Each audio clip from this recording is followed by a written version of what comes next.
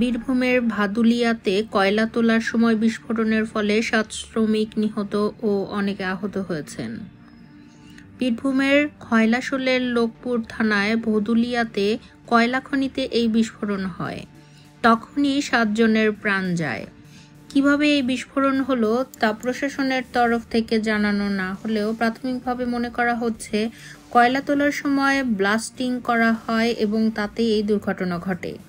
Gangaramchak mining private লিমিটেডের কয়লা খনিতে বিস্ফোরণের পর উপরিতলার কর্মকর্তারা পালিয়েছেন। পুলিশ ঘটনাস্থলে গেছে। তারা আহতদের হাসপাতালে পাঠিয়েছে। খনিতে কেউ আটকে আছেন কিনা তাও দেখা হয়েছে।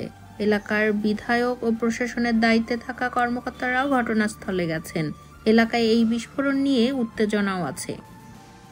ওই কয়লা খনির শ্রমিকরা জানিয়েছেন প্রতিদিনের মতো এদিনও তারা সকালের কাজ করতে আসেন। তারপর তারা প্রবল বিস্ফোরণের শব্দ পান। স্থানীয়রা বলেছেন একটি ট্রাকে করে বিস্ফোরক আনা হয়েছিল। অন্যদিন 2টি ট্রাকে করে বিস্ফোরক আনা হয়, কিন্তু এদিন একটি ট্রাকেই বিস্ফোরক আনা হয়েছিল। তার জেরে এই বিস্ফোরণ হয়েছে কিনা তা খতিয়ে দেখা হচ্ছে। 2023 সালের কুলটিতে অবৈধ খনন করতে গিয়ে কয়েকজন কয়লা খনিতে আটকা পড়েন। ওই খনিটি ছিল ভারত কোকিং কোল লিমিটেডের। সেখান থেকে বেআইনিভাবে কয়লা তোলা হচ্ছিল। তবে এই দুর্ঘটনার কারা নিহত হয়েছেন তাদের পরিচয় কি তা এখনো জানা যায়নি।